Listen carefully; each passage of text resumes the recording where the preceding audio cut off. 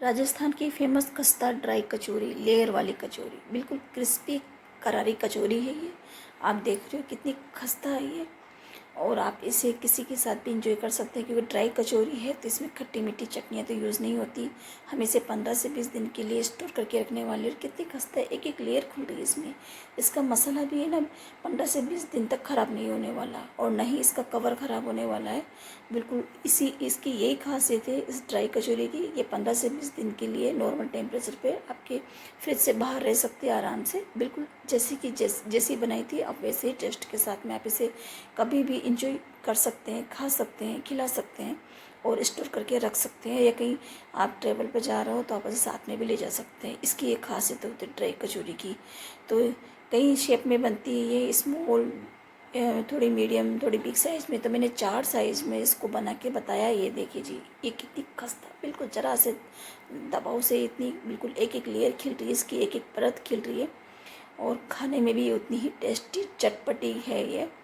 तो एक बार आप बनाओगे तो ही पता चलेगा आपको कि कैसी लगती है टेस्ट में। जिसने खाई है, जो कोटा राजस्थान के, उन्होंने तो ज़रूर ट्राई किया होगा। और जो कोटा राजस्थान से बाहर के हैं तो एक बार इस तरह से इसको बना के ज़रूर ट्राई कीजिएगा। और ये देखिए कितनी खस्ता कचौरी लग रही है ये, बिल्कुल। तो ये एक एक करके मैंने सारी कचौरियाँ आपको बना के बताई थी। तो 4 शेप में कचौरियाँ हैं मेरी सारी ये। तो ये सबसे बिग साइज़ की कचौरियाँ हैं, जो नॉर्मली खाते हैं, सब जगह मिल ही जाती है ये। तो ये जो मसाला मैंने बनाया था, ड्राई मसाला, इसमें बिल्कुल भी पानी नहीं है। और इसके ही मैंने बॉल तैयार किए हैं ये अच्छे से बना के, बढ़िया। तो मैं आपको आगे बनाना बताऊंगी कि बॉल कैसे बनाते हैं, बिल्कुल ड्राई मसाले से, बिल्कुल हाथों से प्रेस करके ही बनाए हैं। और ये जो बिग साइज़ की कचौरी है, इस तरह से यहाँ पे इस तरह से प्रेस करके बनाई जाती है। और ये स्मॉल कचौरियाँ हैं ये हमारी। तो फ्राई करने के लिए आप हमेशा ध्यान रखें कि इसकी लो टू मिड फ्लेम में इसको फ्राई करें। तेज़ फ्लेम में और मिड फ्लेम में बिल्कुल भी ना, बिल्कुल लो फ्लेम में ही आप इसको धीरे धीरे खस्ता करारा सेकें आप इसे अलटते पलटते हुए। तो ही इसका एक एक लेयर खुलती है। इसका जो क्रिस्पी जो खस्ता बनती है ना, वो इसी से बनती है। इसकी सिकाई जितनी अच्छी लो फ्लेम पे होगी उतनी है। तो इसे बनाना शुरू करते हैं। तो मैंने 200 ग्राम के आसपास ये मैदा ली है, सिर्फ 200 ग्राम मैदा ही ली है मैंने। नाम से 1 कप, जो बड़ा कप चाय का कप होता है उससे 1 कप मान सकते हो मेज़र में। और वैसे 200 ग्राम के आसपास मैदा है मेरे पास में ये। तो इसके लिए मैं क्या करूँगी, आधा टेबल स्पून में खाने वाला नमक यूज कर रही हूँ। तो ये आधा टेबल से थोड़ा कम है। और टेस्ट अपने अकॉर्डिंग देख लीजिएगा। वैसे कचौरी में थोड़ा सा नमक थोड़ा सा ज़्यादा जाता है। और आधे टेबल स्पून ही मैंने ये अजवाइन को क्रश करते हुए डाला है दोनों हाथों से। तो ये अजवाइन गई हमारी इसमें। और 2 टेबल भर स्पून भर के हमने ये कुकिंग ऑयल डाला है। तो कुकिंग ऑयल अपने पसंद का डाल लीजिएगा। आप ऑयल खाना पसंद नहीं करते, आप घी भी डाल सकते हैं इसमें, बटर भी डाल सकते हैं, जो आपकी मर्जी वो डाल सकते हैं। लेकिन इसमें मोइन अच्छा खासा होना चाहिए। और मोइन का पता करने के लिए हम क्या करेंगे, इसे मिलाते हुए हम इसको यहाँ हाथों से इस तरह से डो बना के देखेंगे। जैसे ये इसमें लड्डू के जैसा बन जाता है ना, पूरी मुट्ठी के जैसा बन जाता है। तो ये इसका जो ये देखिए जी आप, ये मुट्ठी बन गई इसमें। तो ये मोइन बराबर है। हम थोड़ा थोड़ा पानी डालते हुए इसे रोटी का जो डो तैयार करते हैं, आटा तैयार करते हैं, उसी तरह से हम इसका आटा बढ़िया से गूँथ लेते हैं। बढ़िया सख्त तो बिल्कुल भी नहीं लगाना, जैसे रोटी का लगता है ना, बिल्कुल सॉफ्ट मुलायम सा, बहुत ही आसानी से बेलने में आ जाए उस तरह से ये। तो ये आटा हमारा बनके तैयार है।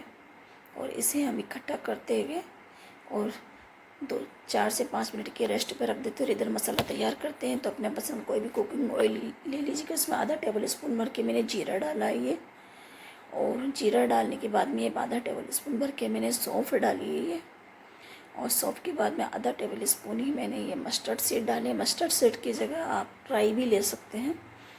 और ये 1 टेबल स्पून मैंने ये साबुत धनिया डाला है। ये सारे मसाले इसमें नेसेसरी है। 5 से 7 काली मिर्ची ये भी इसमें जाएगी। आप चाहे तो नहीं थोड़ा थोड़ा दरदरा सा कूट भी सकते हैं, पर साबुत जाती है तो मैंने साबुत ही डाली इसमें। और 2 से 3 ये हरी मिर्ची बारीक कटी हुई, हाँ जी, क्योंकि इसका मसाला बहुत ही तीखा बनने वाला है। तो इसमें हर तरह की मिर्ची हम ऐड करने वाले हैं, लाल काली हरी सभी तरह की मिर्ची। और इसको अलटते पलटते हिलाते हुए जैसे ये तड़का बड़े सा ब्राउन होता है तो इसमें, और ये हींग गई हमारी, इसमें हींग अच्छी वाली ही लें, इसकी सुगंध आनी चाहिए। कचौरी में अगर हींग की सुगंध नहीं आती तो टेस्ट अच्छा नहीं लगता। कचौरी में सबसे मेन इंग्रेडिएंट हींग ही होती है, हींग अच्छी होनी चाहिए हमारे पास में, तो ही कचौरी खाने का मज़ा आता है, इसकी सुगंध आती है एक तरह से। तो हींग अच्छी वाली डालें आप, और इसको थोड़ा सा हिलाते हुए हम क्या करेंगे, अब इसमें 2 चम्मच बेसन लेंगे हम। बेसन आप ऑल पर्पज़ जो भी आपके पास बेसन है, मोटा बारीक जैसा भी है आप उसे ले लीजिएगा, इससे कोई फ़र्क नहीं पड़ता इसमें। तो 2 टेबल स्पून भर के बेसन लिया है मैंने इसमें, और इसी मसाले में इस बेसन को हम अलटते पलटते बढ़िया से गोल्डन ब्राउन तक हम इसे सेक लेंगे बढ़िया। तो इसका कच्चापन निकल जाएगा, बेसन भी पक जाएगा हमारा ये। और आपको लग रहा होगा कि सूखा सूखा है, तो कोई बात नहीं, इसमें इतना ही ऑयल काफ़ी है, क्योंकि मोइन में काफ़ी सारा ऑयल गया, फिर हम फ्राई करने वाले हैं, ये डीप फ्राई होती है। तो कचौरियाँ वैसे ही ऑयली फूड माना जाता है, लेकिन कभी कभी चटपटा और तीखा खाने का, खस्ता खाने का मन होता है। कोटा की ड्राई कचौरी जी कब मन हो जाए कभी खाने का, तो वो इसी तरह से बनाई जाती है। तो इतना तो ऑयल जाता ही है, तो मसाले में मैं जितना कम हो सके उतना ही कम ऑयल यूज करूँ इसमें। तो ये हमारा ऑलमोस्ट बेसन पक चुका है। तो अब इसमें देखते हैं हम ये मसाले। तो लाल मिर्ची तीखी वाली, हाँ जी, क्योंकि चटपटा मसाला बनाना है तो तीखी लाल मिर्ची ही चलेगी इसमें। तो मैंने 2 टेबल स्पून भर के तीखी लाल मिर्ची डाली है ये, और आधा चम्मच हल्दी पाउडर डाला है। और अब इसके बाद में हम डालने वाले हैं थोड़ा सा काला नमक, हाँ काला नमक डालेंगे, और थोड़ा सा हम सादा नमक, थोड़ा सा हम सादा नमक डालेंगे। तो इन सबको हम अच्छे से मिला लेते हैं, और जल्दी मिलाएं क्योंकि है ना मिर्ची जलने का डर होता है। उसी समय ये मैंने आधी सी कटोरी मूंग की उड़द की दाल को, छिलके वाली दाल थी मेरे पास, तो इसे धो के अच्छे से वॉश करके और पानी निकाल के मैंने इसको अलग रख लिया था। 2 से 3 घंटे में हमारी दाल गल जाती है, और छिलके उतार के हम इसे धो के रख लें।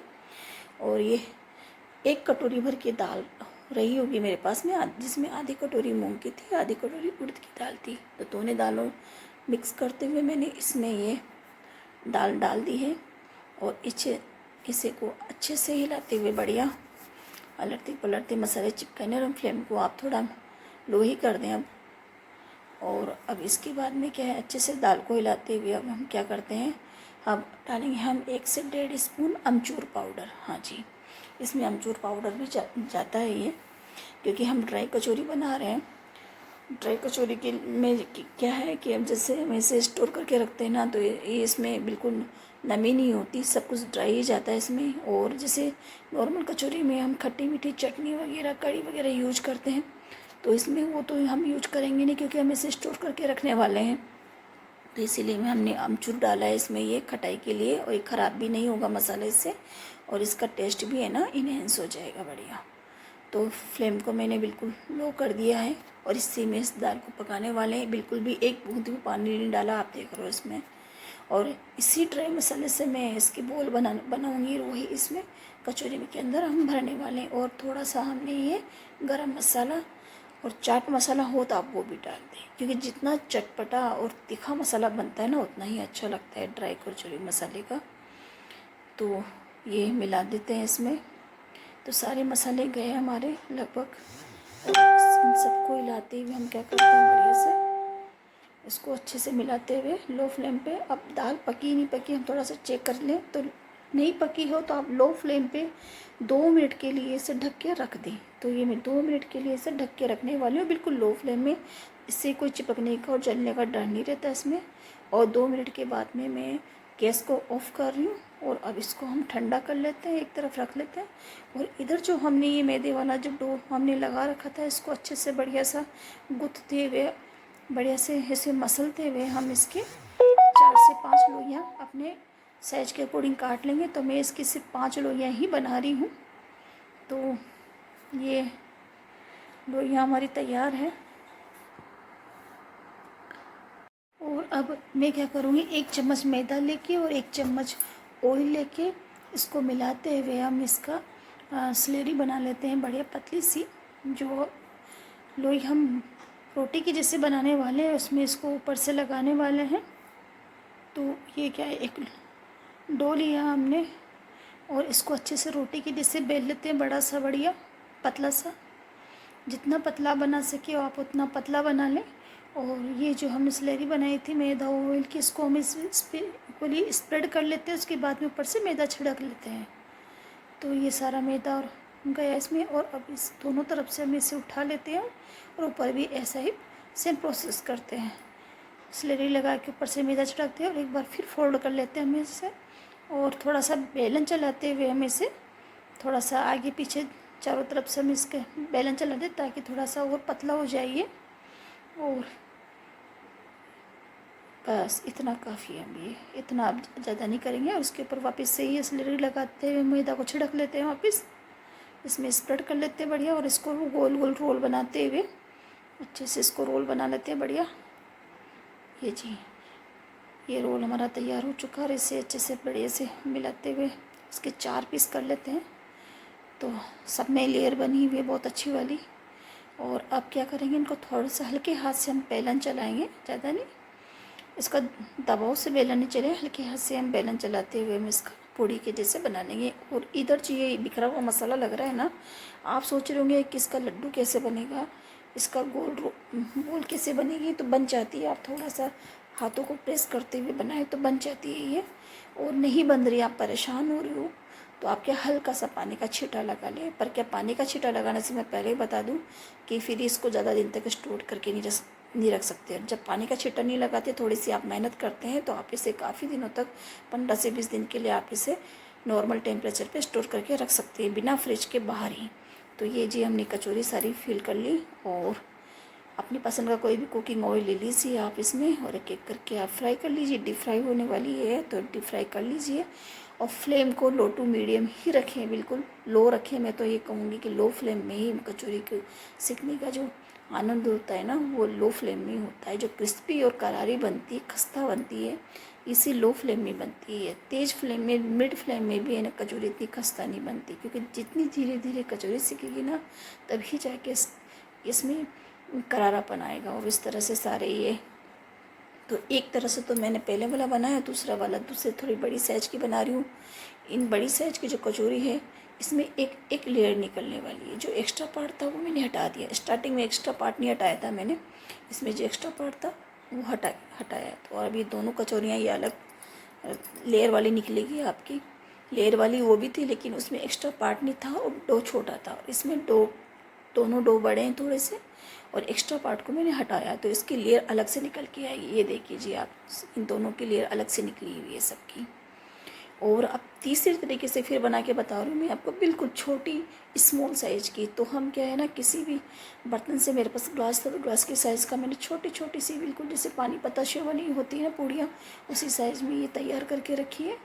और एक एक बॉल को मैं इसमें फिल करते हुए अच्छे से, और इसको बढ़िया से पैक कर लेते हैं। तो ये सारी जो बॉल है सारी इसमें कवर में पैक करते हुए हम इसे गोल करते हुए हम इसे अच्छे से पैक करके रख लेते हैं। तो ये सारी पैक हो चुकी है हमारी। कहीं से अगर मुँह खुला भी हो तो आप उसे पैक कर दें। ये जी हमारी लेयर वाली कचौरी भी तैयार है। तो 2 तरह से तो कचौरियाँ होंगी। अब तीसरी साइज की शेप की ये कचौरी है, बिल्कुल स्मॉल छोटी कचौरी होती है। और अब बड़ी साइज की मैं बता रही हूँ। जो मेरे पास में 3 से 4 जो डो रखे हुए थे, 3 से 4 बोल रखे हुए थे। तो मैं क्या करूँ, जैसे सिंपल कचौरी बनती है ना, जैसे एक रोटी का डो लिया और उसमें इसको फैलाया, फिर इसके लिए एक्स्ट्रा पार्ट निकाला, और इस तरह से गोल शेप में जैसे कचौरी बनती नॉर्मल, वैसी कचौरी। तो ये सारी कचौरियाँ तैयार है। कैसी लग रही है आपको रेसिपी? अच्छी लग रही है तो प्लीज़ लाइक कमेंट शेयर जरूर करें।